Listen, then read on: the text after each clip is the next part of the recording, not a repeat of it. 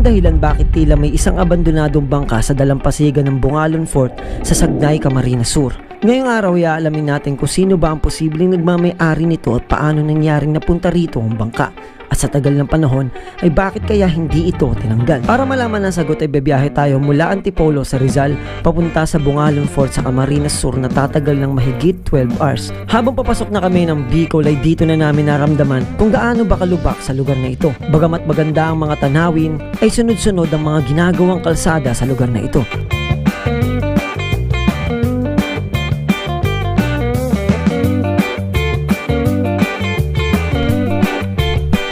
Mula sa bayan ng Tigaon ay nag-tricycle kami papunta sa lokasyon kung saan makikita ang bangka. At nang malapit na kami, ay natatanong na namin ito mula sa kalsadang binabaybay namin. Ito yung daan explorers papunta dun sa yate. So, andun yung yate at yung port nasa may dun sa may dagat. Dun sa may dagat na yung banda. At kung makikita nyo yung sirang port na yan, sa likod nitong mga kabahayan na to may sirang port, tapos yung port na yon sa tabi nun yung yate na abandonado. Mamaya tingin tayo ng mga opinion ng mga lokal kung bakit ba may yate dyan. Sa tingin ko explorers, ito yung dating entrance ng port. Natatanong ko na yung yung yate. Ayun siya, nasa unahan. So yun explorers, andito na tayo sa Bungalon Port and makikita nyo sobrang ganda dito. Sobrang ganda dito, may beach pa siya sa gilid. Halatang libre. Etong port na to, sira-sira na. Hanggang dulo to. Ito ang daan papunta sa yate o bangka. Paswerte kami dahil nang pumunta kami dito ay hindi high tide at maayos naming mapupuntahan ng bangka nang hindi lumulusong. Sa pagbaybay ko sa daan ay may makikita pa ritong isang bangka na nahati sa gitna at mukhang matagal na itong inabandona sa lugar na ito. Yate nasa unahan na ito.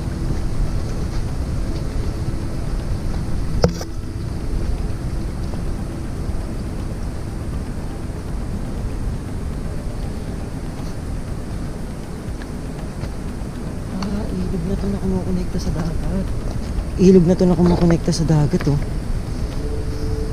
Papunta dun sa dagat yung ilog. Saan siya? Dito siya sa harap ko. Ayun na siya oh. Dito.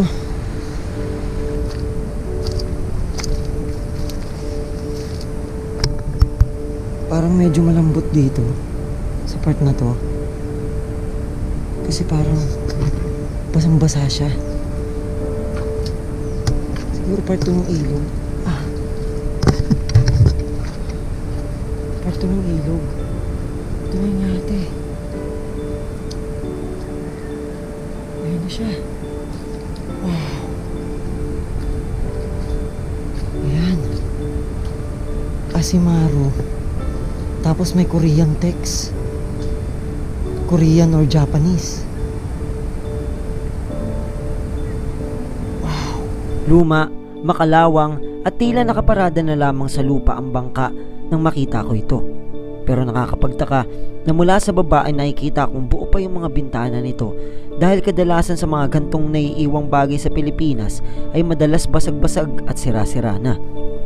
Sa paglapit ko rito ay may hagdan na pwede kong akyatin at nang marating ko na ang taas ay sinilip ko ang bintana nito at nakita ko na mayroong mga gamit sa loob na tila may nakatira na at di ko alam kung binabantayan niya ba ito o nakikitira lamang.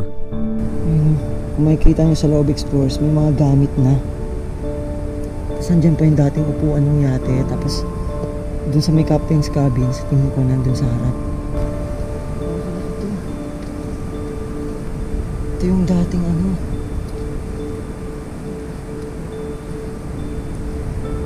ito yung angkla niya na nalaglag.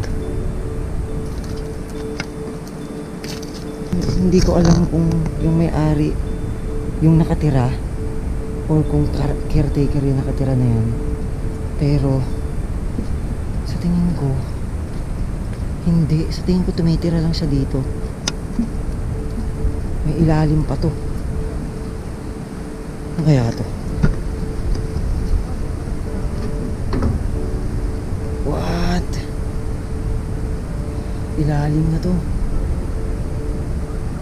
Parang sa pinakailalim ng yate. Hindi ko alam kung nandyan pa yung LC, pero gusto ko siya i-check. Ito yung bandang likod eh.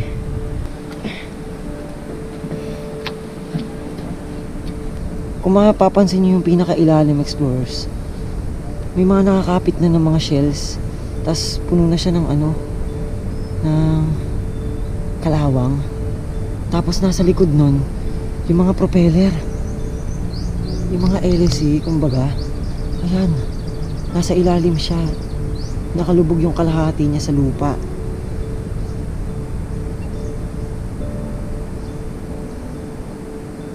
So napakatagal na panahon na nandito yan na nakalutang yan. Siguro umaano lang to kapag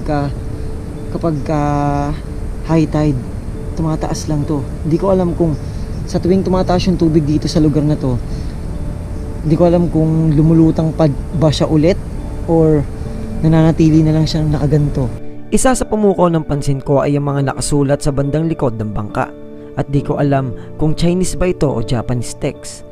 Pero base sa aking research, ang mga ito ay Mandarin at Japanese text. Ang unang karakter ay nangangahulugang long at cheap. Ang huling karakter ay marami akong nakitang kahulugan, at ito ay ang bridge, beam, at common surname na ito na Liang sa Chinese. Ang nasa gitnang karakter ay di ko maaninag, kaya nahihirapan akong buuin ang ibig sabihin nito. Ang nasa bandang itaas naman ng mga characters na pinakita ko ay di ko ma-research dahil hindi na masyadong kita ito dahil sa kalawang. Hindi ko alam anong basa diyan, pero Japanese text siya. Tas may makikita ka rito na letter LO 2. Japanese yan, tol. Japanese yan. Tingnan mo tong the way ng writing nito, yung font nito.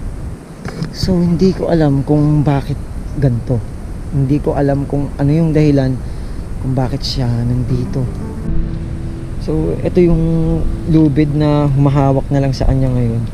Sa tingin ko dito nakakabit dati yung angkla, tapos tinali na lang siya dyan para hindi bumuwal. Ngayon sobrang na niya, lumang luma na, pero sobrang kapal pa rin. Dito siya nakaano sa puno na to, nakatali siya. So kung makikita nyo dito yung yung port na sinasabi ko kanina, sira-sira na to.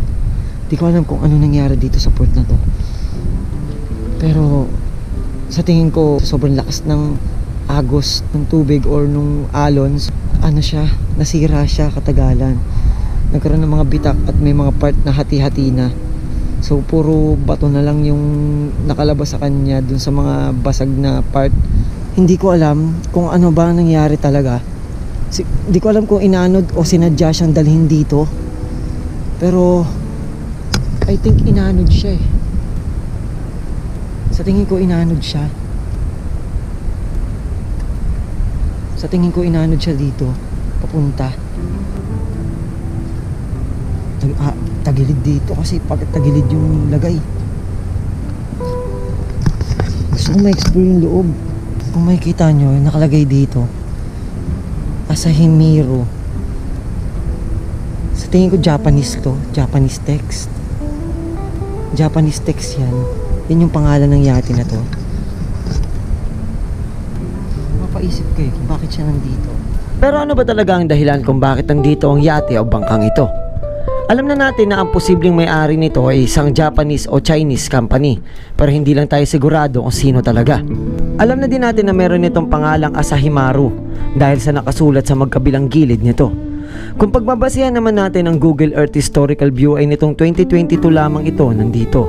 Makikitang nasa iisang pwesto at tila inabandonan na ito mula noon hanggang ngayon. Pero ang hindi natin alam ay kung ano ba ang dahilan nito. Pagtapos kong akitin ang pinakamataas ng yate upang makita ang napakagandang view na meron ng lugar na ito, ay bumalik ulit kami sa kung saan kami galing kanina. upang magtanong kung alam ba ng mga lokal kung anong dahilan at paanong nasira at nananatili na lamang dito ang bangka. Nang lumapit na kami sa pinakamalapit na lokal na nakita namin ay pauna namin tinanong kung nasaan yung taong nakatira sa yate.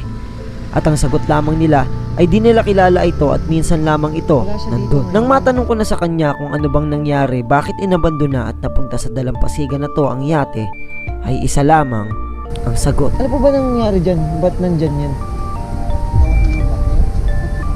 Bagyo lang. Aksidente lang. Kung ano man yung kasaysayan ng ano na yan, ng yate na yan, masaya rin ako nang bisita ko siya ngayong araw. Nakita at napakita sa inyo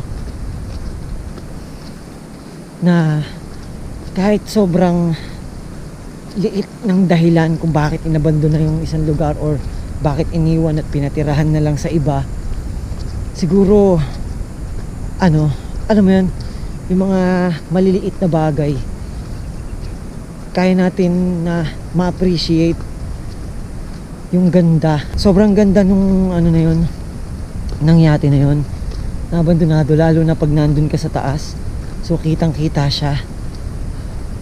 So ayun, alis na kami dito. Enjoy. Peace out.